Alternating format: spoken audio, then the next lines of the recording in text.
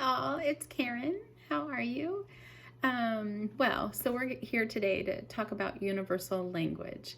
I first wanted to just start out with what universal language is, and it's just basically a language that can be understood by everyone.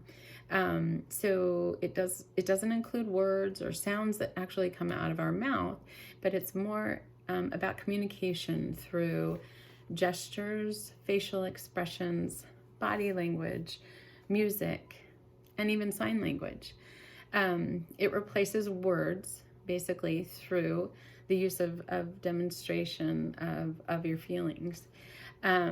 So I think about it like if you go into a foreign country and you don't speak the language, how do you get by? And some things that you might do is you may smile, you might point, you might speak louder. That's what I do, but that doesn't help. But you do use different expressions to try to communicate with someone. I was watching that video in regards to Lara Boroditsky. She's the one that talked about visiting the Aboriginal community in Australia. And I found that so intriguing that the way that they understood talking was through direction, and how confusing that would be. However, I'm sure that they have basic understanding of like a smile or a point, but their basis for their culture is different in the way that they speak. So I think universal language allows us to communicate effectively, enough to get by. We're not going to have, great conversations, but maybe that's more helpful. Music is another means of communication. So hearing music, no matter where you are in the world and whatever type of music it is, it seems to bring people together. There's a component within it that helps us connect.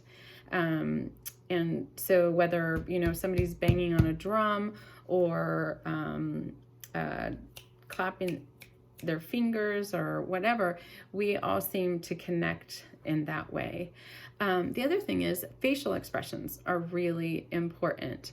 In our current situation in the pandemic, it's much harder to recognize. So if we put a mask on, right, it's hard for you to tell if I'm smiling.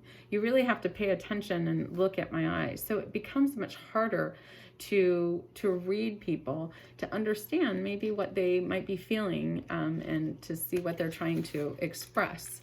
An interesting thing about the mask is I was doing an interview at my husband's dental practice, and we had our masks on the whole time. And afterwards, I got really concerned because I realized I hadn't seen their mouth and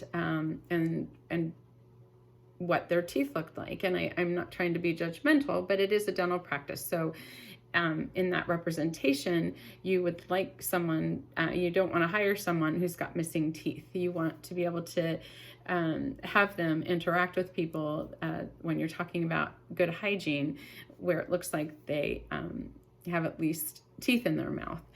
So that was something that I thought that masks have really interfered kind of with us, with using facial expressions. I teach a spin class, and I think that's a really great example of universal language. I actually videotaped a part of it, but I thought, I'll just talk about it instead.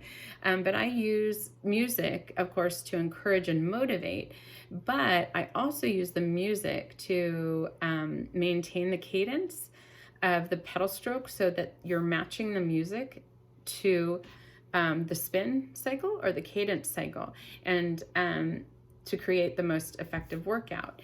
And you can actually just listen to the beat and stay with me without me really saying anything. I'll give cues along counting down with my hands. So I'll go 4, 3, 2, 1. I might lift my hand up or put my hand down if I want them to stand up or if I want them to sit down.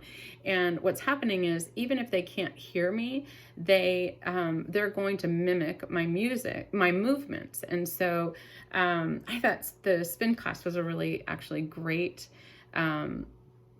example in my personal life of using universal language. I think anyone could step in, even if you didn't speak English. You could still listen to the beat, you could watch my cues, and still walk away with an effective workout. So universal language, I think, is very effective, and maybe we should use it more often than not in times. So thanks everyone, and I'm going to sign off using another universal gesture.